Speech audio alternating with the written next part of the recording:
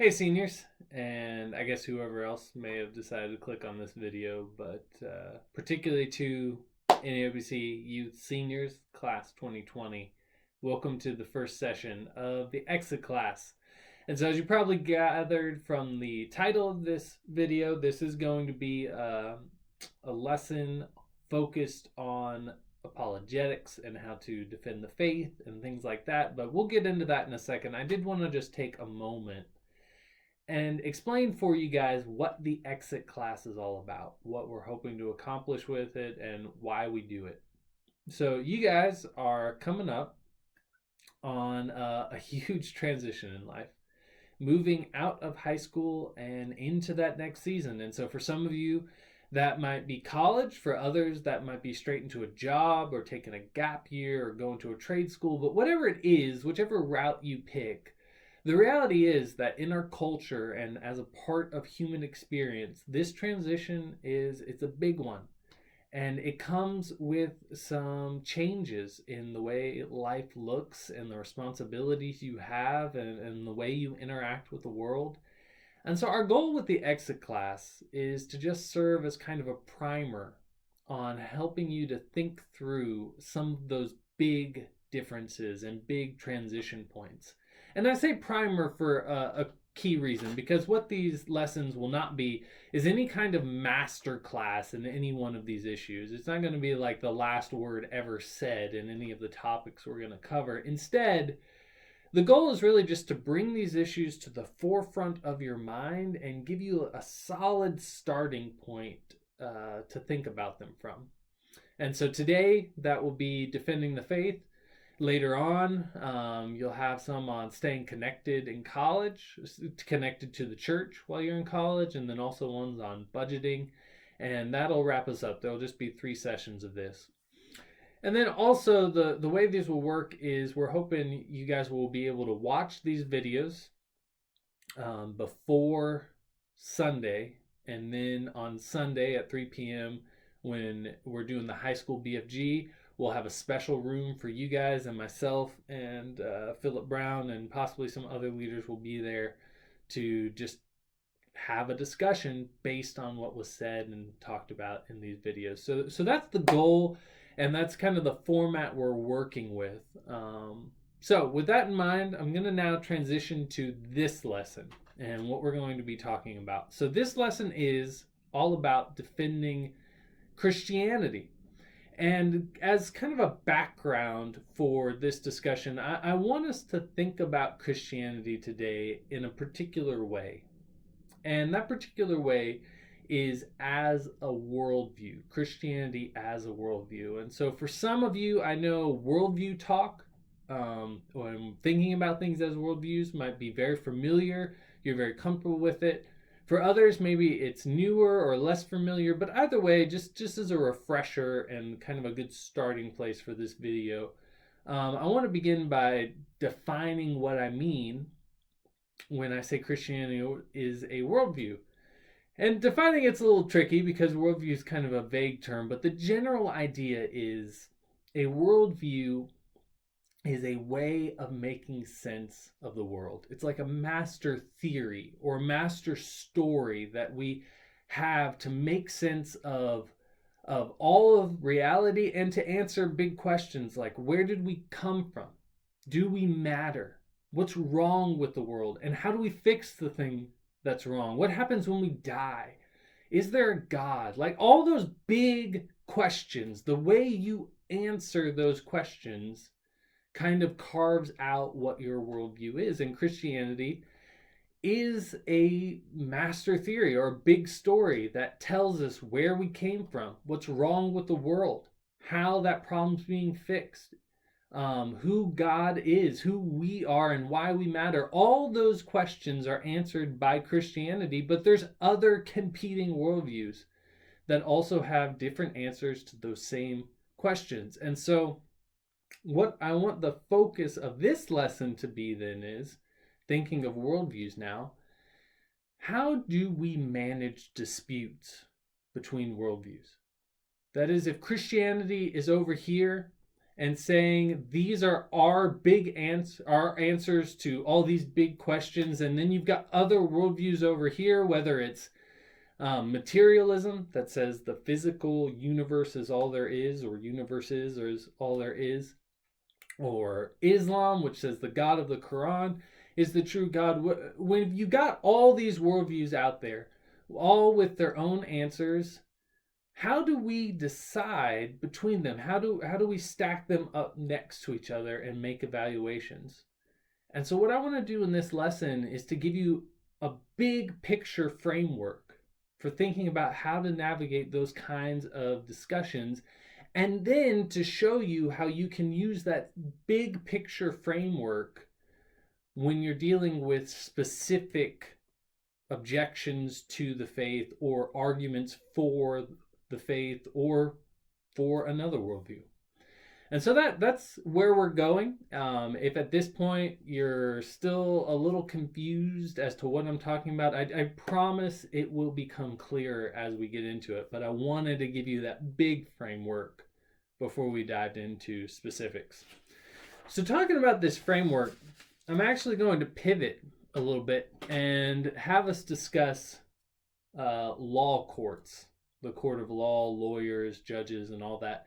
Because the framework I'm going to give you is actually the same framework basically the same framework that is used in law courts, and we won't use this example, but it is also could work. The same framework that is used by scientists as well. I'm gonna have to take a sip of water.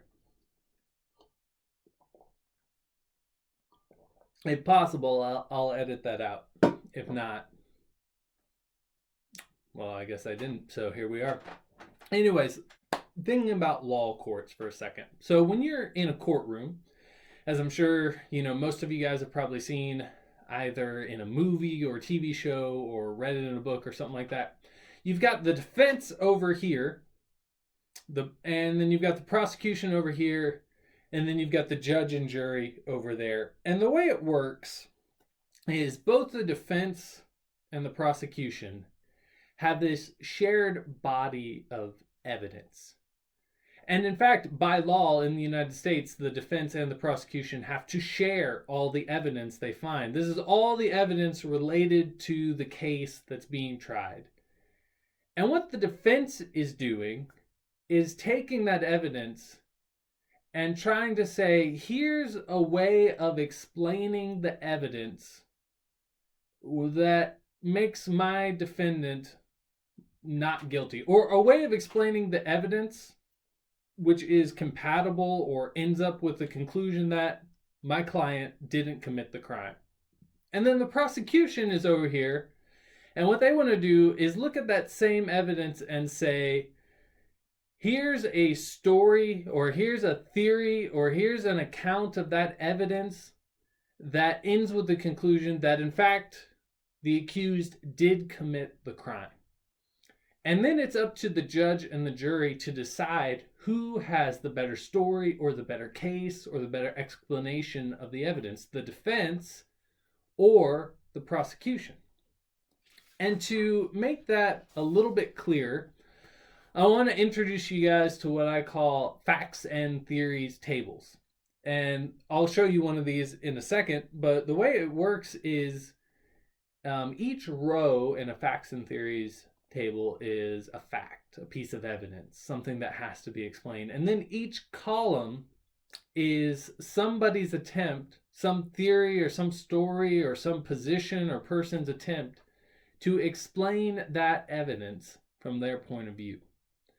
And again, I know a lot of that probably sounds kind of like really maybe heady or not super clear. And so I think the best thing to do at this point to help you get comfortable with what I'm talking about is to use a specific example. And so I picked an actual trial that occurred not too long ago. It was 2013 that this crime and stuff was going on between Aaron Hernandez and Odin Lloyd. And so Aaron Hernandez at the time was a tight end for the New England Patriots. which is a football team. If some of you didn't know this, he was an NFL athlete. And Odin Lloyd was a linebacker for a semi-pro football team. And as it happened, the two knew each other well. And in fact, Lloyd was engaged, or I'm sorry, was dating the sister of Hernandez's fiance. So Hernandez, the guy who was accused of murdering Lloyd, his fiance had a sister who was dating Lloyd, if that's clear. Anyways, the point being, Aaron Hernandez was accused of murdering Odin Lloyd, and I picked this specific trial because it's recent, but also because I think it really illustrates well what it looks like for the defense and the prosecution to try and give the best account they can of this shared body of evidence. And so what I'm going to do now is I'm going to put up this facts and theories table. And what you'll see is each row on this facts and theories table is some piece of evidence that came out during the investigation. So the lawyers or the detectives that were involved in the case discovered these things. And that's each row. And then the first column is the defense. And then the next column is the prosecution.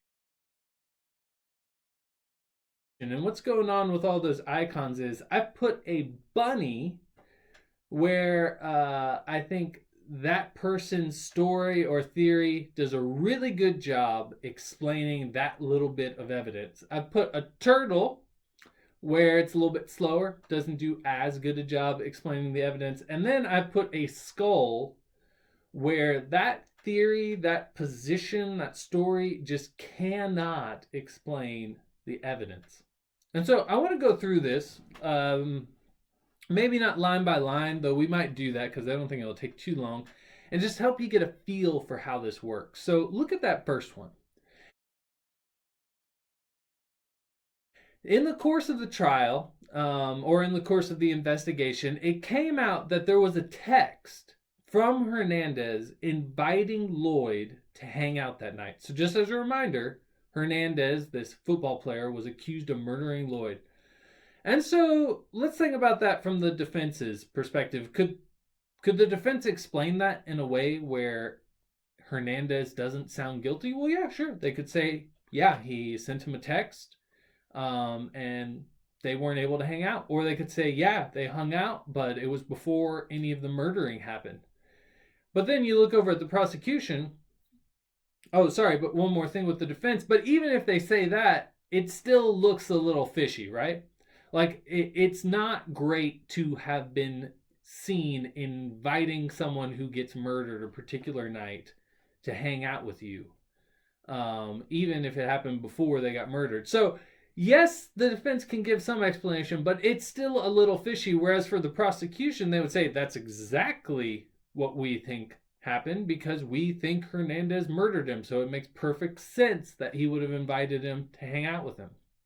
But now, let's go on. Not only was there a text sent, but that second row, there's a video of a car Hernandez rented parked outside of Lloyd's house the night he was murdered. And not only that, Lloyd sent another text to his sister saying he was hanging out with someone called NFL. And not only that, but there's another video of Hernandez returning to his house without Lloyd. And again, if you're the defense, you could make some sense of this, right? Like you could explain it away by saying, yes, Hernandez and Lloyd hung out the night he was murdered, but they hung out. Hernandez dropped him off somewhere and then drove back home. Or, yes, Hernandez was trying to hang out with him. He even went to his house. Lloyd didn't want to hang out, and so he just went home later. But regardless, even though you can explain it away that way, it still looks very fishy that this guy was hanging out with Lloyd or trying to hang out with Lloyd the night he was murdered. So that's why I put turtles in all those rows. But for the prosecution, again, This is exactly what they would expect. Because what they want to say happened is Hernandez went to hang out with Lloyd. That's why we have the text. That's why we see his car at his house. Then Hernandez murdered him and dumped his body and went home. That's why he went home without Lloyd. It fits their story perfectly, whereas the defense has to admit things look a little fishy. But let's keep going because the next few are a less easy for the defense to explain.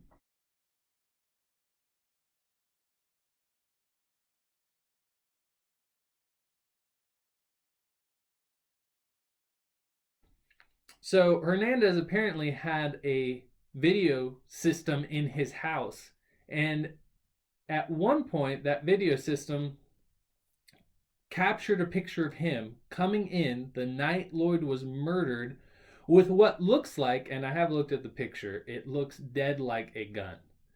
In other words, Hernandez walks into his house after hanging out with Lloyd with a gun.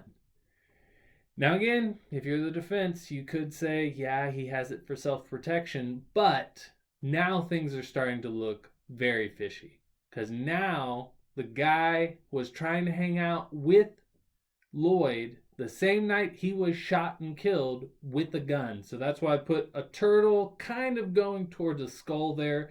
And then the next few are just death nails for Hernandez and why he was in fact found guilty. So there was a shell used by the gun that killed Lloyd found in Hernandez's rental car with his DNA on it. In other words, that car that they saw video footage of being at Lloyd's house and being at Hernandez's house, they found the car, they found a shell from a gun in that car with Hernandez's DNA on it, and it was from the same gun that killed Lloyd. Well, now if you're the defense, there's really no way to explain that. There's just no way to explain it. You can't explain how your client ended up with his DNA on a bullet that killed the person that was murdered. Not only that, there was a few other things that went on. For instance, they found some gum on a shell on the crime scene, which why and how? And that matched gum that was found in the car, the rental car by Hernandez. So there again, very difficult if you are the defense to explain how that happened. So those are skulls for the defense, but for the prosecution, all this makes perfect sense. Because what they want to say happened is the two of them were hanging out.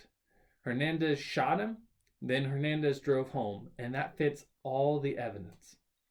Now, I know I took a fair bit of time walking through that.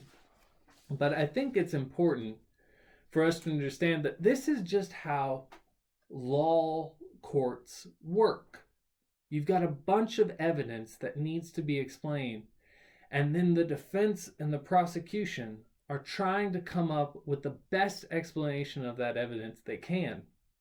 And what happens is it's the job of the judge and the jury to basically make a table like that. Not obviously they wouldn't do it that way, but in their own minds, and ask, okay, this bit of evidence here, who makes the best sense of that bit of evidence? And then when you step back and you look at the whole table, you can ask the question, okay, well, overall, who's got the best explanation? And in this case, I think the reason the prosecution won is because theirs makes sense of just about everything. And the defense, while they can kind of make sense of some things, really cannot make sense of others. And for that reason, they've got the weaker theory, the weaker story. And so I think they fail. They have the less plausible story. So that's the facts and theories table. That's how things work with a law court. But what I want us to see is that you can do for worldviews the same exact thing that we just did for court cases, which is you can make one of these facts and theories tables, except in that case, instead of each row being um, like a specific piece of evidence the detective would find, you pick out things that are a bit more general, things that are just broad features of the way the world is. And so I'm going to put another one up, and you can look through this. And here I've got some evidence, some general features of the way the world is, and then we've got two worldviews.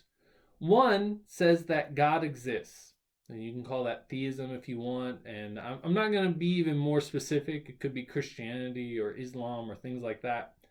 The other is that God doesn't exist, which would be atheism. And then here we've got the facts and figures table, and let's think about certain features of reality, certain things that we all agree are true.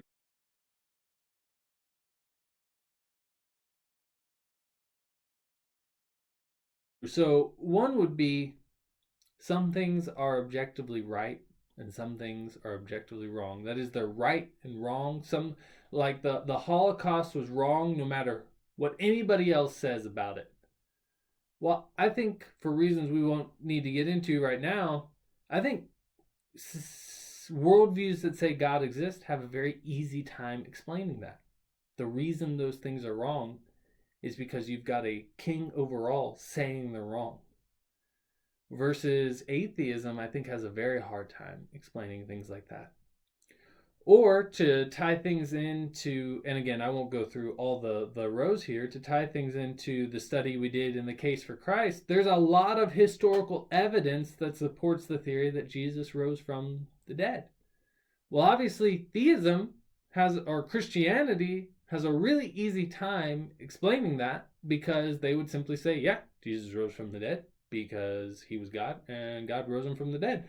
Whereas if you want to say God does not exist, it becomes much harder to explain that evidence. You have to come up with some theories that just don't sound very believable. So that's the broad framework I wanted to give you guys, and I realize I had to move through it pretty fast, and that might sound kind of pie in the sky or very heady, but you guys are seniors now, and I feel like we can dive into these things a little bit more than we typically do. What I want you to see is where this is helpful is being able to step back and have this framework in your mind of saying, okay, I'm a Christian, and here's all these different pieces of the world, and how well does my worldview explain them? And then to think about other worldviews like naturalism or atheism or materialism or Hinduism, and ask the question, how well do they explain it? And then, like a good judge and a good jury in a trial, we want to say, okay, well, who's got the better explanation at the end of the day?